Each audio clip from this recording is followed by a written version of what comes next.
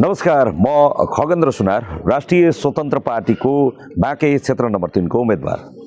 म यो क्षेत्रमा चुनाव लड्न आइरहेको छु। अहिले यहाँ चुनावको प्रचार गरिरहेको छु, घर दैलो गरिरहेको छु, भेटघाट गरिरहेको छु। बाँके आफैमा एउटा ऐतिहासिक ठाउँ हो। यो एउटा पृष्ठभूमि, यसको आफैमा पुरानो एउटा सहर मध्येको पुरानो एउटा त्यो परम्परा बोकेको, त्यो एउटा संस्कार संस्कृति बोकेको एउटा सहर यो बाँके हो। बाँके साबिकको मध्यपश्चिमाञ्चलको एउटा सहरको केन्द्र पनि हो। बाँके जिल्ला, बाँकेभित्र पनि अझै नेपालगञ्ज भनेको धेरै पुरानो सहर मध्येको एउटा सहर हो। यो बाँकेमा धेरै पुरानो 100औं वर्ष पहिलाका सहर हो यो ठाउँ। तर अचम्मको कुरा चाहिँ के छ भने म यहाँ चुनाव मात्रै लड्न, भोट मात्रै माग्न आइरहेको छैन। अहिले तपाईँ मेरो पृष्ठभूमिमा यो हेर्नुभयो भने अहिले म उभिएको ठाउँ नेपालगञ्ज उपमहानगरपालिकाको यो 16 र 17 नम्बर वडाको अन्तर्गतको यो 16 नम्बर वडा हो। यो 17 नम्बर वडा हो हैन। यो परशुपुर भन्ने ठाउँ हो। यो ठाउँ नेपालगञ्ज भित्रै पर्छ। यो ठाउँ नेपालगञ्ज सहरभित्रको ठाउँ हो। यो बजारभित्रको ठाउँ हो। यही उतापट्टि 5 मिनट उतापट्टि गयो भने सहर हुन्छ, तर 5 मिनट भित्र आयो भने यो गाउँको अवस्था हेर्नुहोस्, यो ठाउँको अवस्था हेर्नुहोस्। यो कुनै यति दूरदराज देखिन्छ। जान दिनुहोस्, थोरै जानुहोस्। अब यो चाहिँ यति दूरदराज देखिन्छ। यहाँ आयो भने न यहाँ सडक छ, न ढल छ, न यहाँको मानिसहरूको जीवनी जिन्दगी तपाईँहरूले देखिरहनु भएको छ। यो कुनै विकट गाउँ, एकादेशको कहानीको गाउँ जस्तै देखिन्छ यहाँको अवस्था। मैले यो जानकीको, बैजनाथको, खजुरा यो 3वटा पालिका र नेपालगञ्जको 16 र 17 नम्बर वडा चाहिँ यो बाँके 3 नम्बर क्षेत्रभित्र हो। नमस्कार सबैलाई, नमस्कार। यसरी घन्टीमा भोट हाल्नु होला सबैले। बाँकेको 3 नम्बर क्षेत्रभित्र पर्छ।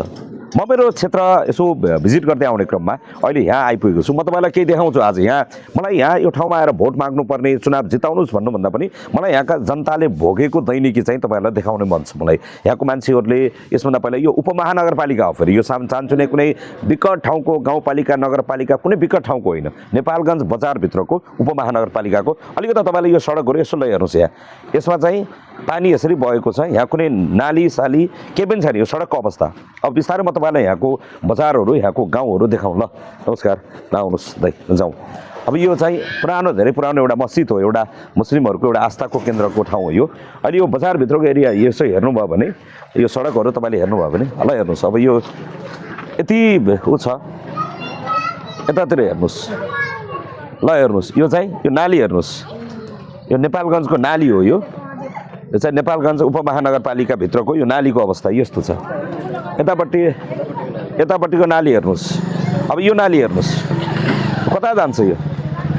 यहाँको पानी कता जान्छ? अहिले अब पानी पर्यो भने, आमा नमस्कार, पानी पर्यो भने त डुबाउँछ होला होइन? यो डुब्छ यो पानी पर्यो भने। अब हेर्नुहोस्, यहाँ चाहिँ मान्छेहरू यस्तो दुःख पाइरहेका छन्। अब यो हेर्नुहोस्। नमस्कार काका, ठिकै छ? म यहाँ चुनाव लड्न आएको मान्छे हो। म घन्टी पार्टीको उम्मेदवार हो। म अहिले स्वतन्त्र पार्टीको। अब यो हेर्नुहोस्, यो नेपालगञ्जको सहर हो, यो नेपालगञ्जको बजार हो। यो अब यस्तो छ यहाँको अवस्था। अलिकता सहरहरू म तपाईँलाई अझ साथीहरूलाई यहाँ आउँदै गर्दाखेरि एउटा भोट माग्ने मात्र नभइकन ल यतातिर हेर्नुहोस्।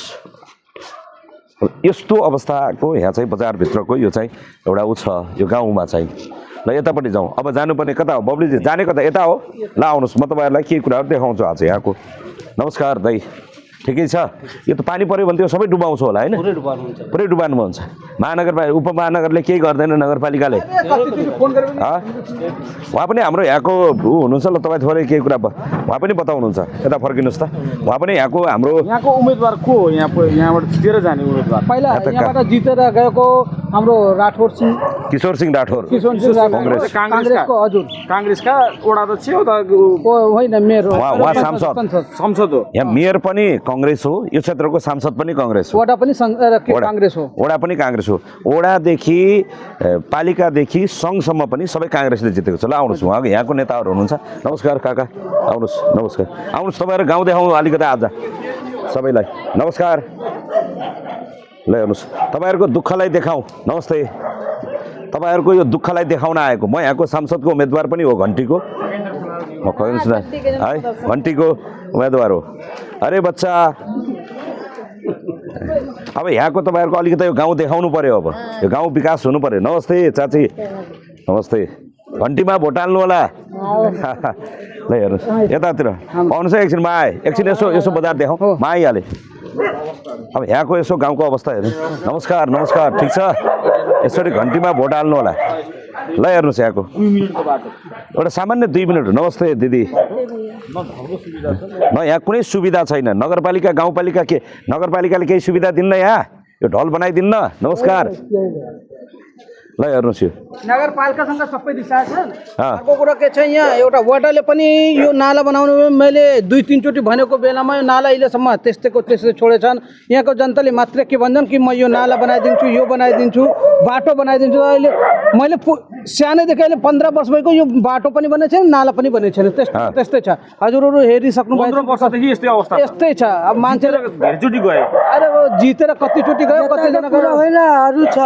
अरू पनि छ उता पनि छ यहाँको चाहिँ अचम्मको कुरा चाहिँ के छ भने वडादेखि स्थानीय तहदेखि सङ्घीय सरकारसम्म पनि काङ्ग्रेसले मात्रै चुनाव जितेको ठाउँ हो यो काङ्ग्रेसले अहिले जितेको ठाउँ होइन यो 48 सालदेखि 2048 सालदेखि चुनाव जितेको क्षेत्र हो काङ्ग्रेसले 48 सालमा हामी जन्मिँदै गर्दा पनि काङ्ग्रेसले चुनाव जितेको क्षेत्र यो बजारी एरिया चाहिँ अहिलेको हालत पनि यहाँको मान्छे चाहिँ बत्ती मुनिको अँध्यारो भएको छ यो नगरपालिका केही एउटा माखो नमारेको अहिले मलाई यसो साथीहरू यहाँ सुनाउँदै के हुनुहुन्थ्यो भने हामीले जितेर गयौँ भने मस्जिदमा पनि एसी हालिदिन्छौँ हाम्रा यी बच्चा बच्चीहरू पढ्ने मदरसा बनाइदिन्छौँ यहाँको स्कुल बनाइदिन्छौँ बाटो बनाइदिन्छौँ घाटो बनाइदिन्छौँ हस्पिटल बनाइदिन्छौँ शिक्षा स्वास्थ्य रोजगारी तर तपाईँले बाटो एकचोटि हेर्नुभयो म खासमा स्कुल फेरि स्कुल कस्तो चाहिँ यहाँको 12 सम्म थियो सुरुमा अहिले घटाएर त्यो 10 सम्म गर्दैन 10 मा पनि विद्यार्थी नै छैन योपालि एसएलसी मा मान्छे त्यो पढाउने उनै छैन होला शिक्षा नै छैन त्यहाँ कतिलो राजनीतिकै गर्छन् कहाँबाट हुन्छ अनि राजनीति ए सबसे बढ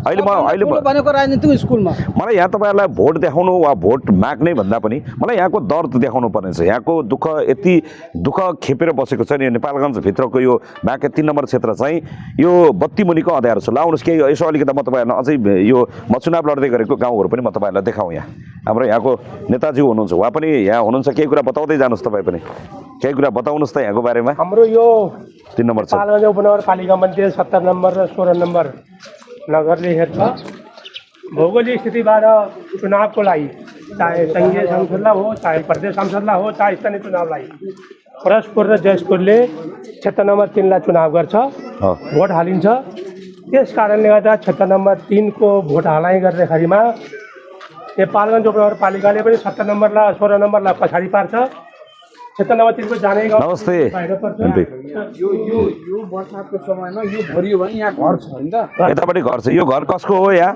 को हुनुहुन्छ ए तपाईँहरू पुर्याउनु यो त सबै भरिन्छ होला यो सबै डुब्छ होला यहाँ मच्छर फेरि मच्छरको बेलामा यस्तो औषधि पनि हाल्न आउँदैनन् केही पनि हुँदैन यहाँ सबै अब यो पानी जम्यो भने अब केही समयमा गर्मी लाग्दैछ यहाँको मान्छेलाई मच्छरले टोकेर सकाउँछ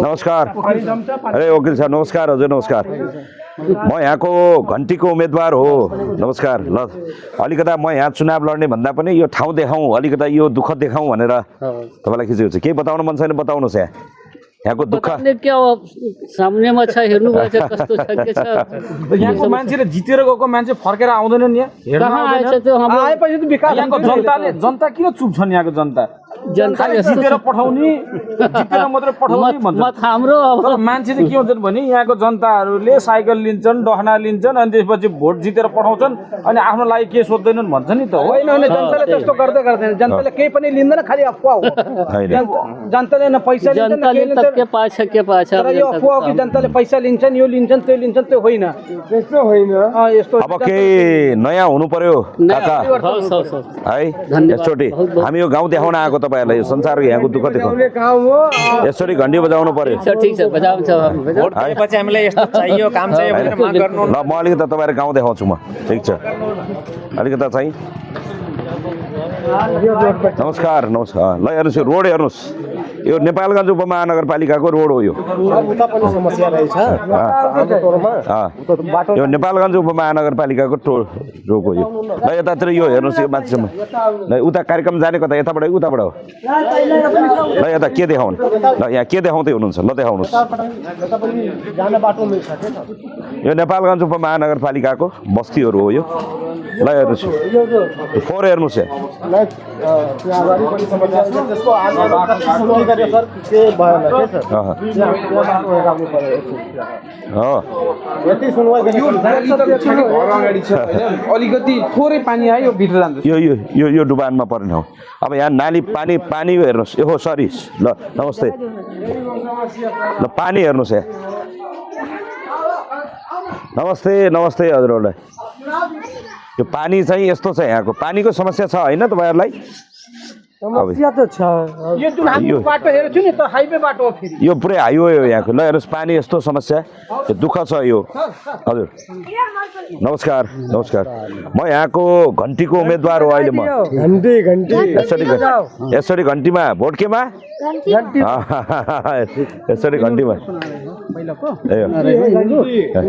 टिमै यता जुन छ नि सबै चाहिँ यो यस्तो यो नेपालका चाहिँ उपमहानगरपालिकाभित्रको यो टोयलेटहरू यसो हेऱ्यो भने टोयलेट बाथरुमहरू यस्तो छ यहाँको टोयलेटहरू चाहिँ यस्तो छ यहाँको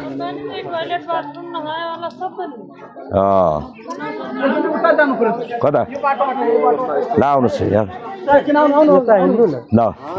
आउनुहोस् सबै आउनुहोस् सबैजना आउनु तपाईँहरू पनि आउनुहोस् त्यहाँ बाटो हेर्नु पर्यो यो यताको मान्छेहरू केही बोल्दैनन् आएर मात्र भोट लिएर जान्छ नमस्कार ल हजुर ल हेर्नुहोस् केही भन्नु मन छ के भन्नु ल समस्या बहुत है हमरा सबके ऊपर कोई न करैया न धरैया तो 4 पैसा पावत रत्ता भत्ता सब कटाए दिन तो बहुत समस्या का कई आपको कटाई से वडा से बताओ ना समस्या है जो बताओ कोई सरकार कटाई को कटा का कटावा तुमसे का दिन न पढ़े न लिखे न कोई जिंदगी से पावा जात रहा कटाए दिन हमारे सबके का कैसे खावा जाए पन थकी जा का कैसे खावा जाए ना कोई मैले एकचोटी पूरा पनि उठाए ना कोई कमे दे सब नान रहे का जाना जाए भैया हुआ कटाए दिन नहीं पावा जाए तो कौन करवाई कैसे खावा जाए भैया भत्ता विधवा अब तपाईँहरूले सुनिहाल्नुभयो उहाँ विधवा हुनुहुन्छ ना कोई फूल ना कोई भत्ता अनि त्यो विधवा भत्ता कटाइदियो कटाइदियो अस्ति नै झगडा पनि गर्यो म गएर वडामा त्यो सबैको काटेछु र त उहाँको पनि काट्दियो अब यो होइन